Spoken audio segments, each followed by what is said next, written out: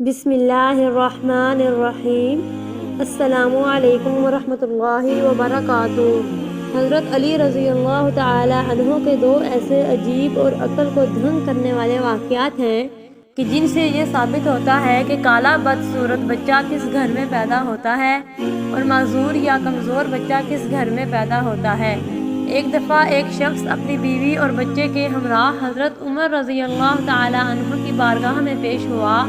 وہ شخص حضرت عمر رضی اللہ تعالی عنہ سے کہنے لگا، اے وقت کے خلیفہ، میرا اور میری بیوی کا رنگ سرخ ہے، جبکہ میری بیوی نے یہ بچہ پیدا کیا ہے اور اس کا رنگ کالا ہے۔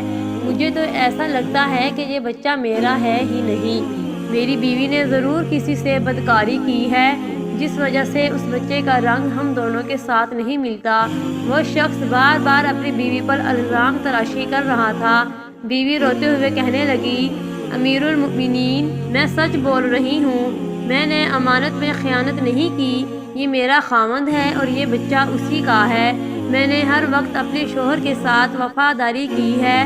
میں نے ہمیشہ اپنے خاوند کی موجودگی اور غیر موجودگی میں اپنی عزت کا خیال رکھا ہے۔ میرا شوہر مجھ پر یقین نہیں کر رہا۔ شوہر کہنے لگا، امیر المؤمنین، میری بیوی جھوٹ بول رہی ہے، یہ بچہ میرا نہیں، یہ بچہ کسی اور کا ہے۔ اگر یہ بچہ میرا ہوتا تو اس کا رنگ ہم دونوں جیسا ہوتا۔ یہ جھوٹ بول رہی ہے۔ بیوی مسلسل زاروں قطار رو رہی تھی کہ خاوند اپنی بیوی کی ایک بات سننے کو تیار نہ تھا۔ یہ معاملہ بہت ہی پیچیدہ تھا۔ حضرت عمر رضی اللہ تعالی عنہ سوچ میں پڑ گئے کہ اس معاملے کو کس طرح حل کیا جائے۔ حضرت عمر رضی اللہ تعالی عنہ نے سوچا کہ کیوں نہ اس معاملے کو داماد رسول حضرت علی شیر خدا سے مدد لی جائے۔ حضرت عمر خاوند، بیوی اور اس کے بچے کو ساتھ لے کر حضرت علی رضی اللہ تعالی عنہ کے پاس تشریف لے گئے۔ انہوں نے حضرت علی رضی اللہ تعالی عنہ کو سلام پیش کیا۔ حضرت علی رضی اللہ تعالی عنہ نے سلام کا جواب دیا۔ حضرت علی رضی اللہ تعالی عنہ نے دریافت کیا کہ عمر رضی اللہ تعالی عنہ کیسے آنا ہوا۔ حضرت عمر نے فرمایا، اے علی، ہم یہ مسئلہ پوچھنے کے لیے آپ کے پاس تشریف لائے ہیں۔ حضرت علی رضی اللہ تعالی عنہ نے خاوند سے کہا، اے بندے، میں جو کچھ بھی پوچھوں گا تم اس کا جواب سچ سچ بتانا۔ اس شخص نے کہا، ٹھیک ہے، پوچھئے، کیا پوچھنا چاہتے ہیں؟ میں آپ کو سچ بات بتاؤں گا۔ حضرت علی رضی اللہ تعالی عنہ نے پوچھا، اے اللہ کے بندے، جب تیری بیوی حالت حیض میں تھی، کیا تو نے اپنی بیوی کے ساتھ ہم بستری کی تھی؟ یہ سوال سن کر آدمی نے کچھ لمحات کے لیے خاموشی اختیار کی اور پھر کہنے لگا، ہاں، یہ بات سچ ہے، میری بیوی حالت حیض میں تھی تو میں نے اپنی بیوی کے ساتھ ہم بستری کی ہے۔ حضرت علی رضی اللہ تعالی عنہ نے کہا، اے بندے، یہ بچہ تمہارا ہی ہے، اپنی بیوی پر الزام تراشی نہ کرو۔ جب تو نے بیوی کے ساتھ حیض کے دنوں میں ہم بستری کی تو تیرا نطفہ تمہاری بیوی کے سیاہ خون کے ساتھ مل گیا تھا، اس وجہ سے بچے کا رنگ سیاہ ہو گیا۔ اگر تم بیوی کے ساتھ حالت حیض کے دنوں میں ہم بستری کرو گے تو بچے کالے اور بدصورت ہی پیدا ہوں گے۔ اے شخص، آج کے بعد یہ بات اپنے ذہن میں رکھ لو کہ حدیث اور قرآن میں حیض کی حالت میں ہم بستری کرنا حرام اور سخت گناہ قرار دیا گیا ہے۔ اگر کوئی بندہ اس بات کا علم رکھتے ہوئے بھی اپنی بیوی کے ساتھ ہم بستری کرتا ہے تو اللہ تعالیٰ ایسے بندے سے سخت ناراض ہو جاتا ہے اور وہ بندہ جلد ہی اللہ کی پکڑ میں آ جاتا ہے۔ ہم آپ کو بتاتے ہیں کہ معذور اور کمزور بچے کن گھروں میں جنم لیتے ہیں۔ مدینہ منورہ کا واقعہ ہے کہ ایک خوبصورت اور جوان لڑکی کی شادی ایک بوڑھے آدمی سے ہو گئی۔ شادی کی پہلی رات میاں بیوی نے ہم بستری کی۔ شوہر کا اسی رات انتقال ہو گیا۔ جب بیوی نے بچے کو جنم دیا تو لوگوں نے اس لڑکی پر طرح طرح کے الزام لگانا شروع کر دیے کہ اس کا میاں تو پہلی رات انتقال کر چکا تھا۔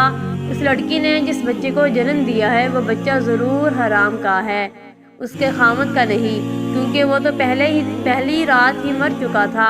پھر یہ بچہ کیسے پیدا ہو گیا؟ اس بوڑھے کی یہ دوسری شادی تھی۔ اس بوڑھے کا پہلی بیوی سے ایک لڑکا تھا۔ اس لڑکے نے اپنی سوتیلی ماں پر الزام لگانا شروع کر دیا۔ وہ کہنے لگا، اس عورت نے کسی کے ساتھ زنا کیا ہے، یہ بچہ میرے باپ کا نہیں، یہ بچہ حرام کی اولاد ہے۔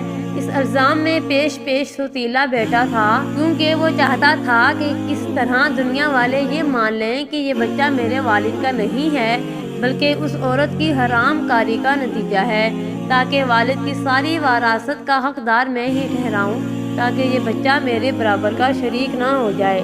اس وجہ سے بوڑھے کے بڑے بیٹے نے اپنی سوتیلی ماں پر الزام تراشی کی کہ میرا باپ شادی کی پہلی ہی رات مر گیا تھا، تو یہ بچہ کہاں سے آ گیا؟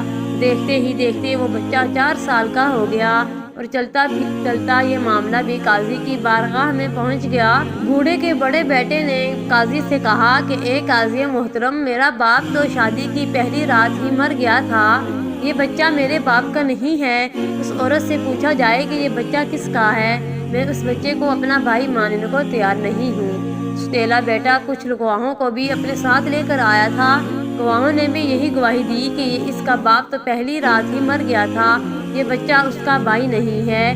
یہ باتیں سن کر قاضی کو یقین ہو گیا کہ یہ بچہ عورت کی بد چلنی کا نتیجہ ہے۔ چنانچہ قاضی صاحب فیصلہ کرنے ہی والے تھے کہ حضرت علی رضی اللہ تعالی عنہ عدالت میں تشریف فرما ہوئے۔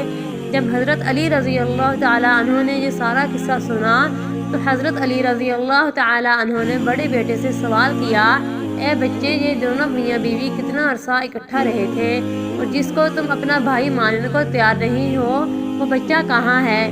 بڑے لڑکے نے جواب دیا، اے علی رضی اللہ تعالی عنہ، بچہ اس وقت ہمارے پاس نہیں۔ حضرت علی رضی اللہ تعالی عنہ نے کہا کہ تم کل اس بچے کو اپنے ہمراہ لے آنا، کل انشاءاللہ تمہارا فیصلہ ہو جائے گا۔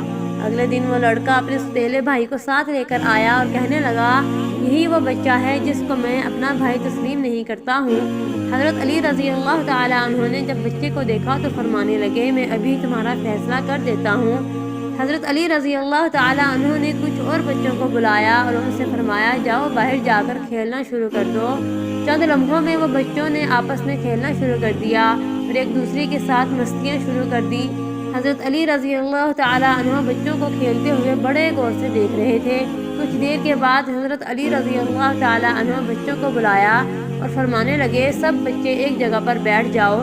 سب بچے حضرت علی کا حکم سن کر بیٹھ گئے۔ اس کے بعد حضرت علی نے سب بچوں کو ایک ساتھ کھڑا ہونے کو کہا، سب بچے ایک ساتھ کھڑے ہو گئے۔ حضرت علی ان بچوں کو بڑے غور سے دیکھ رہے تھے۔ انہوں نے دیکھا کہ یہ سب بچے بڑی آسانی کے ساتھ کھیل رہے ہیں، بیٹھ رہے ہیں اور کھڑے بھی ہو رہے ہیں۔ ان کو کھیلنے، بیٹھنے، اٹھنے میں کوئی دقت نہیں ہو رہی، جبکہ جس بچے پر الزام لگایا جا رہا ہے اس بچے کو بیٹھنے، اٹھنے، کھیلنے میں کافی وقت لگتا ہے۔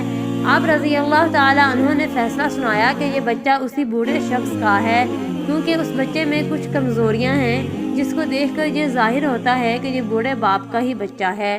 باقی سب بچوں کو کسی قسم کی دقت نہیں، وہ بآسانی سے چلتے پھرتے اور کھیلتے ہوئے نظر آ رہے ہیں، کیونکہ ان میں کوئی کمزوری نہیں ہے، کیونکہ وہ جوان باپ کی اولاد۔ اللہ پاک سب کو صحت مند اور خوبصورت اولاد سے نوازے۔